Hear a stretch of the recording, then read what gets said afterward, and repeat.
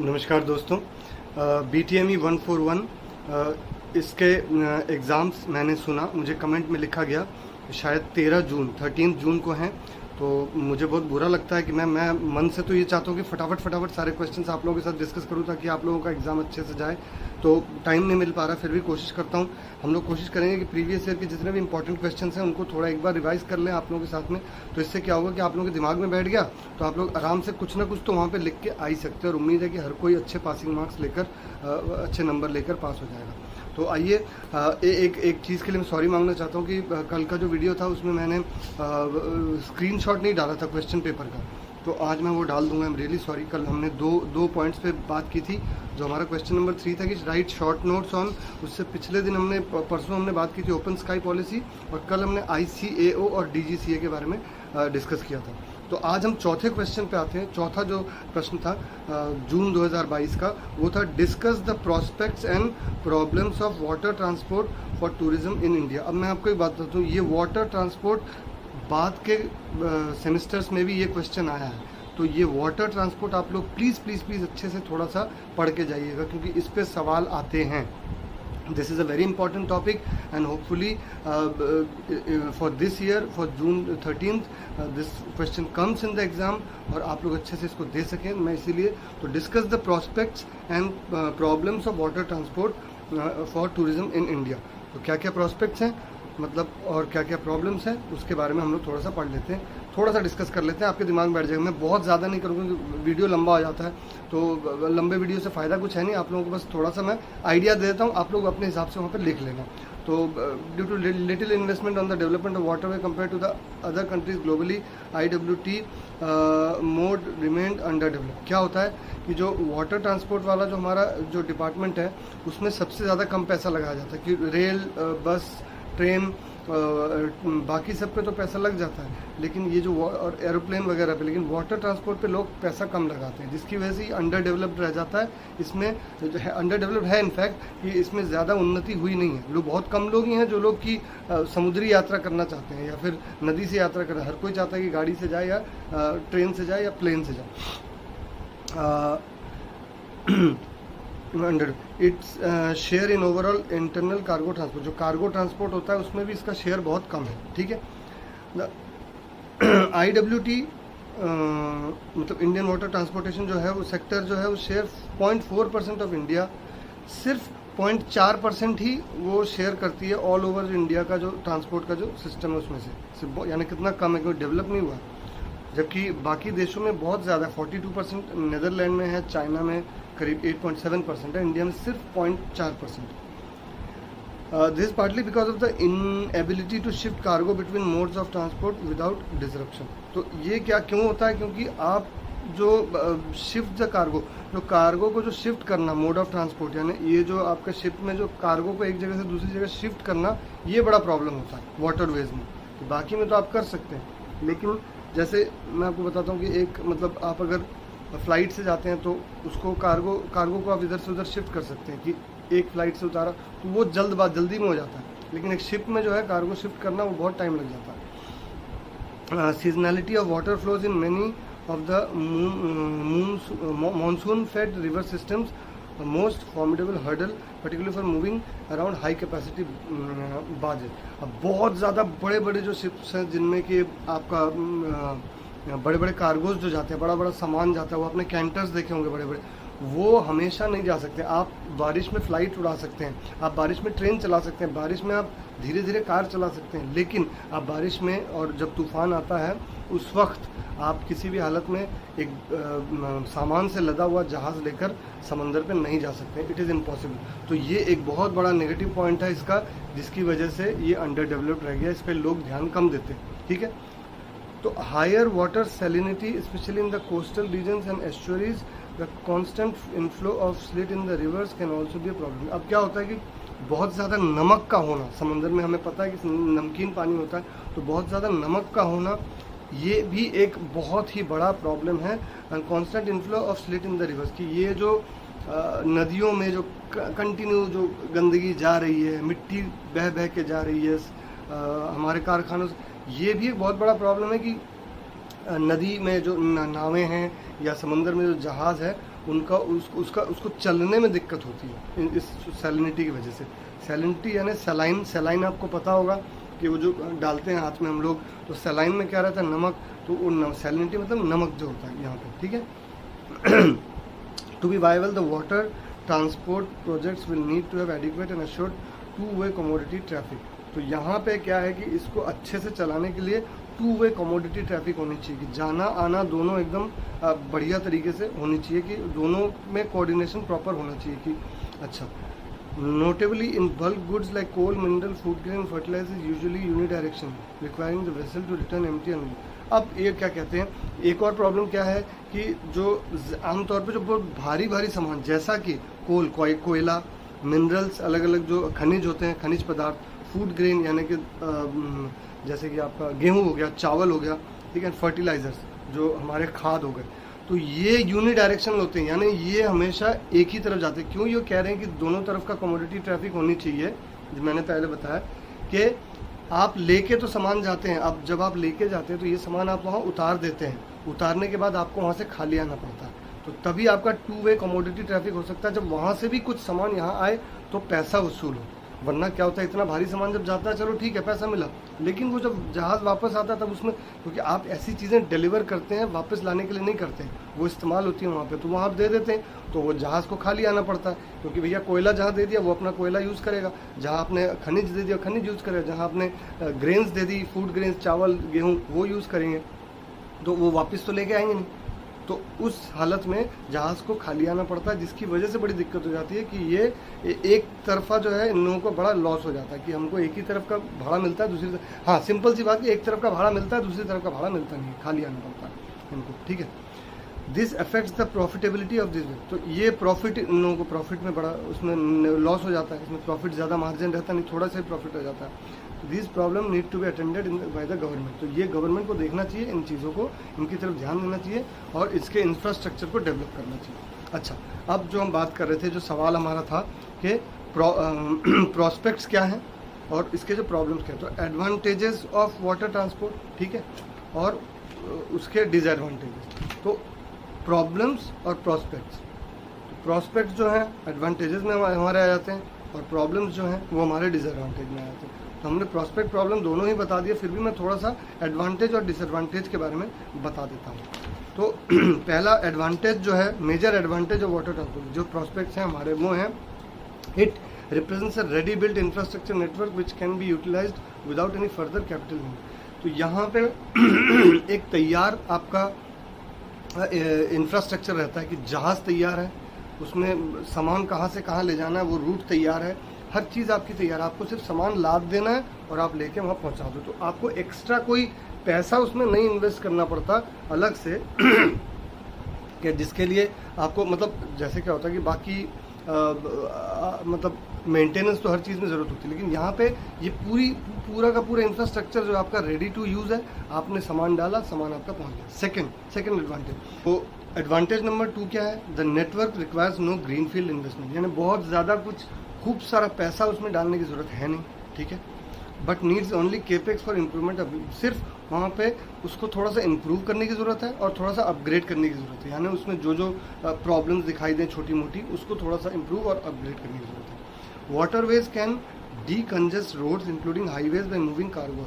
क्या होता है, आप जब रोड से कार्गो भेजते हैं, जैसे बड़े बड़े जो ट्रॉलर गाड़ियाँ होती हैं, तो जिसमें कि 16 पहिए 20 पहिए हो रहते हैं, उनसे आप भेजते हैं, तो उससे क्या होता है कि रोड पे हाईवेज पे ट्रैफिक बहुत ज़्यादा हो जाती है, उतनी बड़ी गाड़ी अकेले उतनी बड़ी जगह ले लेती है, लेकिन ये कार्गोज जब आप शिप से भेजते हैं तो पूरा वो पानी के रास्ते जाता है और रोड का जो ट्रैफिक है वो कट जाता है, तो ये एक बहुत बड़ा फ़ायदा है उसका। अच्छा, वाटरवेज कैन डीकंजेस्ट, अच्छा चौथा है, waterways do not involve challenges associated with land acquisition. एक और चीज़ जो होती है, आपको अगर सड़क बिछानी है तो ज़मीन खरीद के सड़क बिछानी पड़ेगी, अगर आपको रेलवे ट्रैक बिछाना है तो ज़मीन खरीद के उस पर रेलवे ट्रैक, लेकिन जहाज़ में ये फ़ायदा है कि इसमें कोई ज़मीन खरीदने की ज़रूरत नहीं, क्योंकि पानी पे चलता, पानी कोई खरीदता है नहीं, तो आपके लिए बहुत बड़ी सुविधा है कि आप उसको ज़मीन खरीदने की, उसमें ज़मीन में इन्वेस्ट करने की कोई ज़रूरत है नहीं। Which has always been a sensitive issue causing time and cost overruns of numerous project, जिससे क्या होता है, जो ज़मीन आप खरीदते हैं उसमें आपका वक्त भी जाता है और साथ में आपका कॉस्ट, पैसा भी जाता है। क्योंकि आप एक ज़मीन खरीदने के बाद में उस पर आप पटरी बिछाओ या उस पर आप रोड बनाओ, इसमें बहुत ज़्यादा वक्त लगता है और बहुत ज़्यादा पैसा लगता है। वैरएज़ अगर आप पानी पे जा रहे हैं तो क्या होता है कि आपने जहाज़ में सामान चढ़ाया, वो सीधा समंदर से निकल गया, ना ज़मीन की ज़रूरत है, ना पैसा खर्च करने की ज़रूरत है रोड पे, ना आपको वक्त खर्च करने की ज़रूरत है।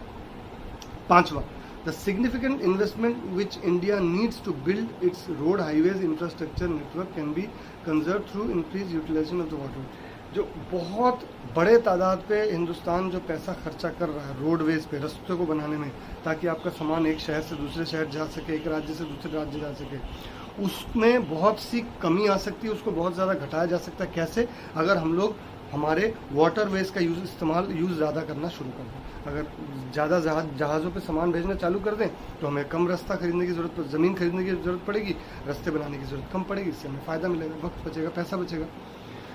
अगला है छठा कि user charges can be levied to meet the expenses on maintenance of the waterway.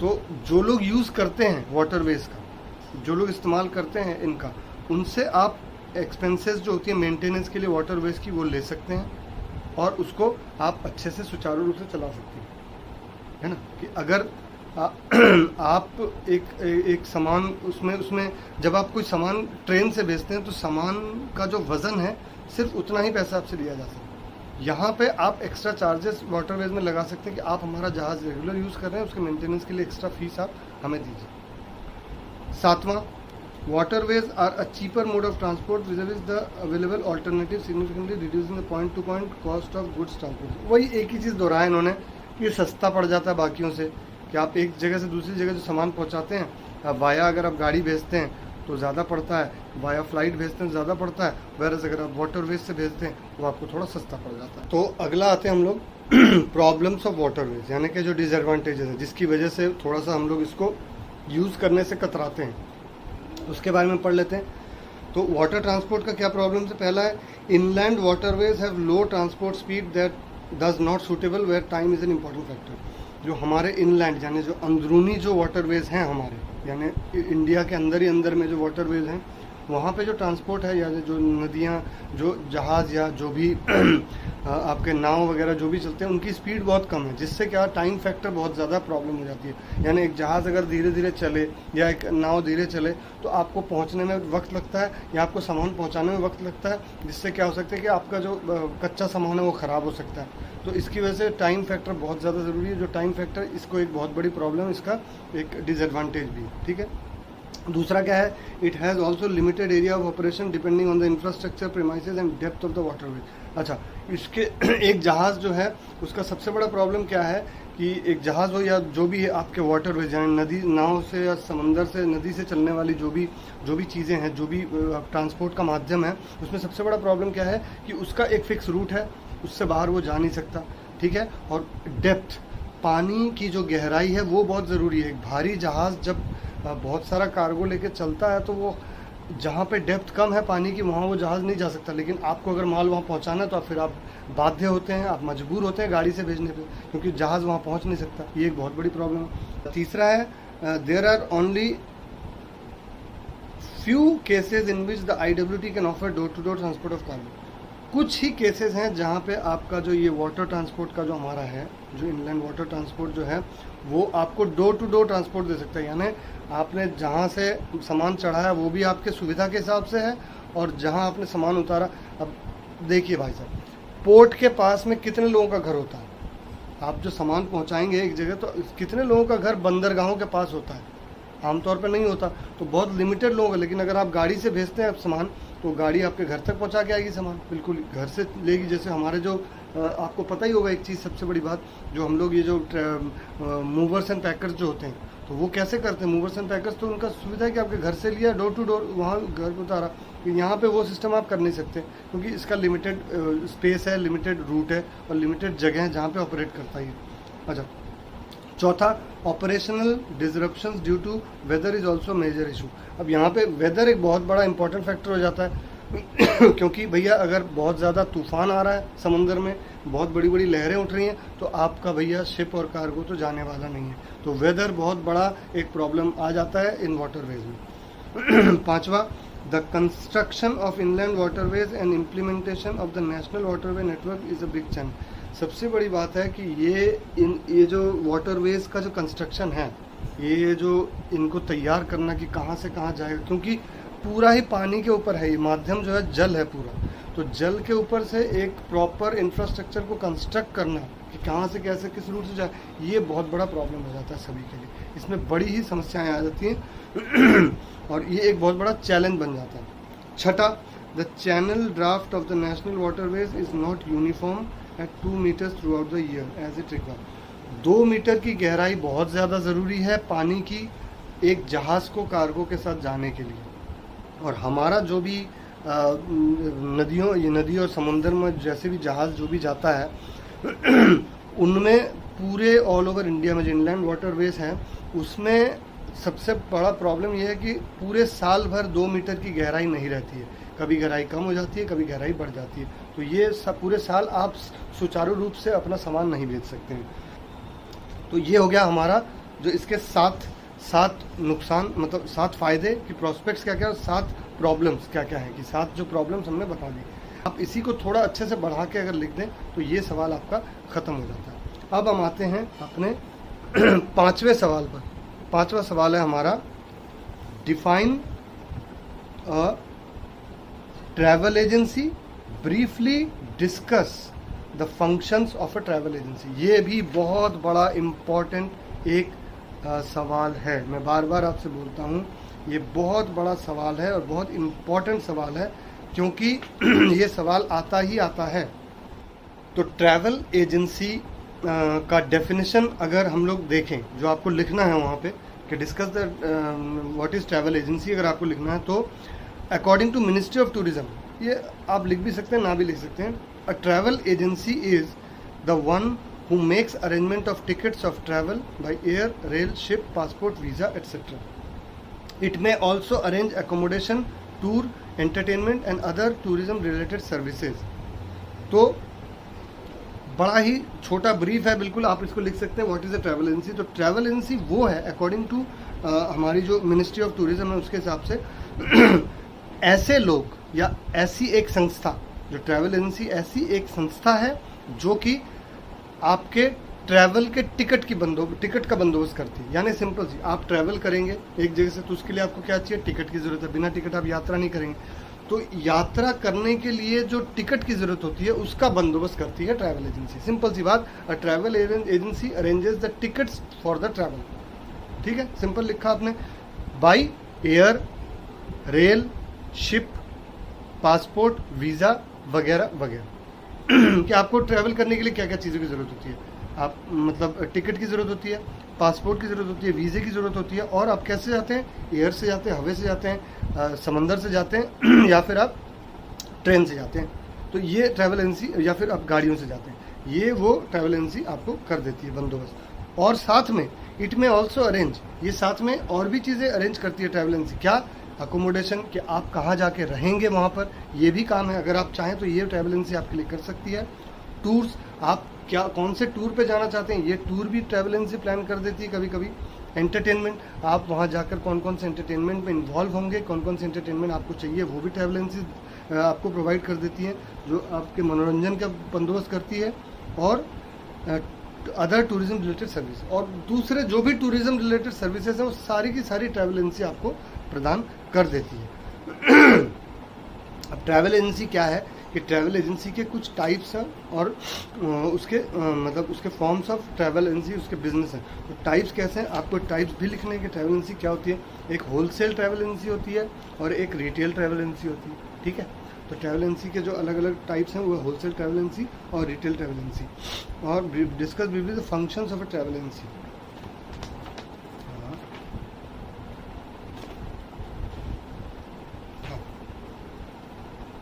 तो अब हम आते हैं operations and functions of travel agency business. ठीक है, पहला जो फंक्शन है ट्रैवल एजेंसी का वो है डिसेमिनेशन ऑफ इंफॉर्मेशन। यानी किसी भी डेस्टिनेशन या टूर के बारे में इंफॉर्मेशन को बांटना, फैलाना, लोगों में उसके लिए जागृति लाना, लोगों को उसके बारे में बताना, ये है ट्रैवल एजेंसी का पहला काम। जो हमने बोला ना क्वेश्चन में, डिस्कस डिफाइन ट्रैवल एजेंसी हो गया।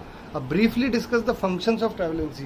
तो ब्रीफली डिस्कस फंक्शंस में क्या फंक्शन है? पहला कि वो किसी भी टूर के बारे में या किसी भी डेस्टिनेशन के बारे में वो इन्फॉर्मेशन को फैलाती है, डिसेमिनेट करती है, इन्फॉर्मेशन का प्रचार करती है, ये ठीक है। A potential customer would like to be aware of the various aspects of the tour, कि कोई भी कस्टमर अपने टूर के बारे में जानना चाहेगा, ठीक है।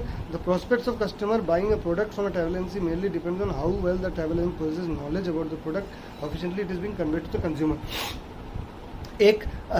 कैसे एक ट्रैवल एजेंसी एक टूर को एक कस्टमर के सामने ला सकती है, इसके लिए उसका उस टूर के बारे में या उस पूरे डेस्टिनेशन के बारे में बहुत ज़्यादा नॉलेज होना ज़रूरी है, उसका ज्ञान होना ज़रूरी है, और किस तरीके से वो उस पूरे टूर को या डेस्टिनेशन को अपने कस्टमर के सामने पेश करता है, ये भी ज़रूरी है। अगर यही सारी चीज़ें, ये सारा सामान, ये सारा मटेरियल उसके पास मौजूद है, उसको टूर के बारे में फुल डिटेल्स पता है और किस तरीके से आप उसके सामने रखोगे ताकि वो लोग बोले भाई साहब मुझे तो ये टूर करना ही है, मतलब इतने अच्छे तरीके। तो क्या किया उसने? डिसेमिनेट किया, उसने प्रचार किया उस टूर का। दूसरा काम टिकट रिजर्वेशन। ये तो हमने पहले बताया कि ट्रैवल एजेंसी का मूलभूत कार्य ही है कि टिकट रिजर्वेशन कैसे करना है। और ticketing is a primary function of travel agency. ये मैंने कहा कि पहला उनका मूलभूत काम कार्य जो है वो टिकट करना है। या आप हमेशा लिखिएगा कि टिकट करना ट्रैवल एजेंसी का पहला काम है। And it involves reservation and issuing airline, railway, cruise and बस टिकट्स टू क्लाइंट। क्या क्या करती है हमने पहले ही इसको डिस्कस कर लिया, आप थोड़ा और बढ़ा के लिख लें। ये एरोप्लेन की टिकट करती है, रेल की टिकट करती है, बसों की टिकट करती है और जहाज़ों की टिकट कर देती है। तो दो ticketing is in earlier days was tedious job due to complexity of airfares, the global distribution system and computer reservation system introduction and advancement have made it manageable. पहले के ज़माने में टिकट करना बहुत प्रॉब्लम था, आपको याद होगा, हमने भी किया है। घंटों हम लोग लाइन में खड़े रहते थे एक रिजर्वेशन करने के लिए, ट्रेन की टिकट के लिए। अब वो ज़माने लग गए क्योंकि अब क्या आ गया? GDS आ गया, ग्लोबल डिस्ट्रीब्यूशन सिस्टम आ गया, और दूसरा CRS आ गया, कंप्यूटर रिजर्वेशन सिस्टम। अब कंप्यूटर रिजर्वेशन सिस्टम आप जाते हैं फटाक से हो जाता है।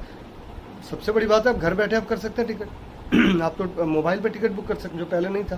तो GDS जो है ग्लोबल डिस्ट्रीब्यूशन सिस्टम और CRS कंप्यूटर रिजर्वेशन सिस्टम आने से ये बहुत आसानी हो गई है, जो ट्रैवल एजेंसी के लिए भी बहुत फ़ायदेमंद है। तीसरा इटिनरी प्रिपरेशन, यानी जो टूर पे जा रहे हैं उस टूर का पूरा कच्चा चिट्ठा, यानी शुरू से लेके आप जहाँ से गाड़ी पे चढ़ेंगे, आप इस गाड़ी से यहाँ पहुँचेंगे, आप स्टेशन पहुँचे, स्टेशन से आपने ये वाली ट्रेन पकड़ी, इस सीट पे बैठे, इस नंबर बर्थ पे आप बैठे, आप इससे यहाँ पहुँचे, आपको ये खाना मिला, उसके बाद आप जहाँ पहुँचे वहाँ पे ये गाड़ी आपके लिए खड़ी रहेगी, वो आपको होटल पहुँचा देगी, उस होटल में उस रूम नंबर में आप रहेंगे, वहाँ से आप अगले दिन सुबह यहाँ जाएंगे। ये पूरा जो कच्चा चिट्ठा, जो पूरा मैनेजिंग जो होता है, इसे इटिनरी कहा जाता है। कि एक जो नियमावली जिसको कहते हैं ना, नियम, एक पूरा जो एक शेड्यूल जिसको कहते हैं, वो शेड्यूल को ही बोला जाता है, एक टूर के शेड्यूल को बोला जाता है इटिनरी। तो ये इटिनरी जो है ये ट्रैवल एजेंसी प्रिपेयर करती है। डिटेलिंग जो क्या क्या होता है वहाँ पे, ड्यूरेशन, कितने दिन आप रहेंगे, कितना वक्त रहेंगे, एकोमोडेशन डिटेल, आप कहाँ रहेंगे, साइट सीइंग, आप कहाँ कहाँ घूमेंगे, एंड अदर एक्टिविटीज़, वही जो मैंने कहा कि वो सारा कुछ इसमें रहता है। A well prepared and proof checked itinerary increase the chance of product से। तो क्या होता है, वही जो पहले मैंने बताया, अगर ये पहले से किसी बंदे ने इस चीज़ को अच्छे से टेस्ट करके रखा है कि ये करने से सुविधा हो सकती है, इस रूट से जाएँ तो सुविधा होगी, और उसका अगर प्रूफ हो उसके पास कि हाँ इससे सुविधा होगी, तो आपका जो प्रोडक्ट है उसका सेल बढ़ जाएगा, यानी लोग ज़्यादा उस टूर पे जाने की कोशिश करेंगे। It is equally important to have different type of itineraries thereby providing the customer to option. अब आपके पास क्या होना चाहिए, ट्रैवल एजेंसी क्या करती है कि हमेशा इटिनरी अलग अलग रखने की कोशिश करती है, ताकि अलग अलग लोगों की चॉइसेस अलग होती हैं, उनकी इच्छाएं अलग होती हैं, तो आपको चॉइसेस का ऑप्शंस दे सकते हैं लोगों को। अच्छा, चौथा है टूर पैकेजिंग एंड कॉस्टिंग। एक पूरे टूर को पैकेज करना कि किस तरीके से, वही मैं जो बिल्कुल पिछला पॉइंट, इटिनरी प्रिपरेशन, कैसे वो पैकेज में क्या क्या इन्वॉल्व रहेगा, उसमें खाना रहेगा कि नहीं रहेगा, सुबह का खाना रहेगा, दोपहर का रहेगा नहीं रहेगा, रात का नहीं रहेगा, अगर रहेगा तो कहाँ खाएंगे वो लोग, क्योंकि घूमने निकलेंगे, किस तरीके के होटल में रखा जाएगा, कि ये जो पूरा पैकेजिंग है, और उसका कॉस्ट कितना आएगा, उसका खर्चा कितना आएगा, जो आप कस्टमर को बताएंगे सर ये आपकी इटनरी है, ये आपका पैकेज है। पैकेज टूर जैसे होता है ना 7 डेज 6 नाइट, उसी तरीके से पैकेज जो है ट्रैवल एजेंसी तैयार करती है और वो जो उसमें जो कॉस्टिंग कितना आएगा वो उसके सामने रख देती है, ताकि उसको सुविधा हो चूज़ करने में कि भाई मुझे महंगा टूर चाहिए या सस्ता टूर चाहिए, महंगा वो चाहिए। ठीक है। अच्छा, 5वां है लाइएजन कम्युनिकेशन बिटवीन द 2 और more people to work tour. Liaison with service provider. Liaison इसका मतलब है, मुझे नहीं मालूम था, मैंने डिक्शनरी से देखा, कम्युनिकेशन बिटवीन 2 और more people to work together. तो liaison with service provider. Service provider आपके टूर में सर्विस कौन प्रोवाइड करता है, एक ट्रैवल एजेंसी को या एक टूर पैकेज में सर्विस कौन कौन प्रोवाइड करता है। आपको जो होटल रूम दे रहा है उससे ट्रैवल एजेंसी बात करती है, तो वो सर्विस आपको प्रोवाइड करे एकोमोडेशन की। आपको जो केटरिंग कर रहा है, खाना दे रहा है, वो आपको सर्विस प्रोवाइड कर रहा है खाने की। आपको जो गाड़ी का व्यवस्था करके दे रहा है वो सर्विस प्रोवाइड कर रहा है आपको ट्रांसपोर्ट की। सेम आप जहाँ जहाँ जाते हैं, आप कुछ खरीदते हैं तो ये आपको पता है कि इस शॉप में मैं लेके जाऊँगा तो वहाँ से कस्टमर कुछ खरीदेगा, तो वो सर्विस प्रोवाइड कर रहा है आपको शॉपिंग की।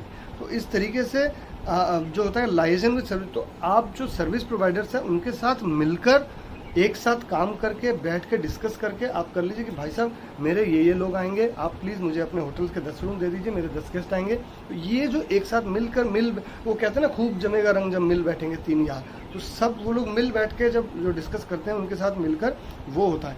तो हमने धर्म जी को देखा, वो कहते थे ना खूब जमेगा रंग जब मिल बैठेंगे 3 यार, वैसा वाला। ठीक है।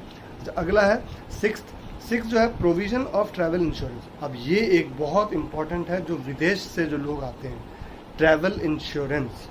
यानी जब आप ट्रैवल करते हैं तो उसके साथ में इंश्योरेंस प्रोवाइड किया जाता है कि यदि कोई घटना घटित होती है तो उसके लिए कंपनसेट किया जाएगा, कंपनसेशन मिलेगा, या उनके घर वालों को या उनको, या कुछ भी हो, कोई चीज़ खो जाए या कुछ हो, तो वो जो है वो सुविधाएं वो इंश्योरेंस जो है ट्रैवल एजेंसी प्रोवाइड करती है हर किसी को, कि कुछ भी risk during the travel, lost of baggage, cancellation, आपकी टिकट कैंसिल हो जाती है कोई ट्रेन, उसका पैसा वापस दिया जाता है।